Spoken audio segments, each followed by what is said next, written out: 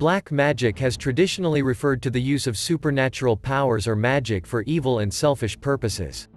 With respect to the left-hand path and right-hand path dichotomy, black magic is the malicious, left-hand counterpart of the benevolent white magic.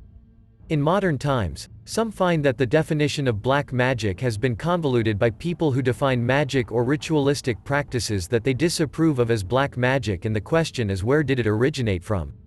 We have two ways of how magic could have originated. The backstory of black magic was back in Babylon, which is in Iraq. Two people had come to teach magic to those who are wanting to do it. It has been said that evil spirits that were there at the time had been teaching magic for years. And the king that was there at the time had stopped magic, but after his death they had took back all of the magic and reverted back to teaching it. There's another thing that has been connected with black magic to harm people. Voodoo has been associated with modern black magic, drawn together in popular culture and fiction. However, while hexing or cursing may be accepted black magic practices, voodoo has its own distinct history and traditions that have little to do with the traditions of modern witchcraft that developed with European practitioners like Gerald Gardner and Aleister Crowley. Voodoo tradition makes its own distinction between black and white magic, with sorcerers like the Boker known for using magic and rituals of both. But their penchant for magic associated with curses, poisons, and zombies means they, and voodoo in general, are regularly associated with black magic in particular. How are black magic solved in religions? In Islam, people recited surahs to protect themselves from black magic. Most of this information that we have gotten are from the Islamic stories of black magic, and other sources. And what is black magic associated with? The influence of popular culture has allowed other practices to be drawn in under the broad banner of black magic, including the concept of Satanism.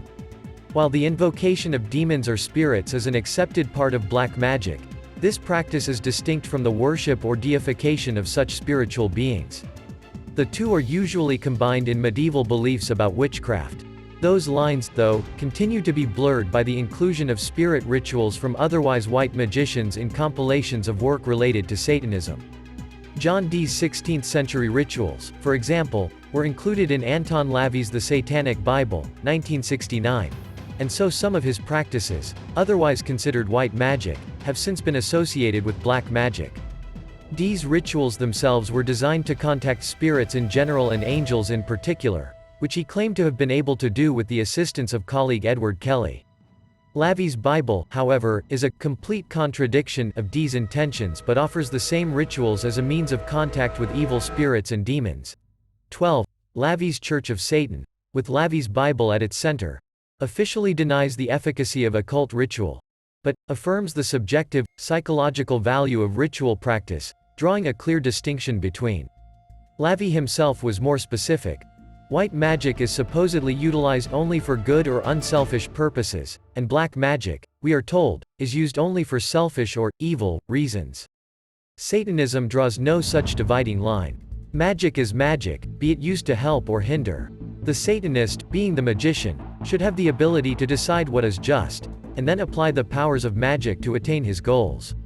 Satanism is not a white-light religion.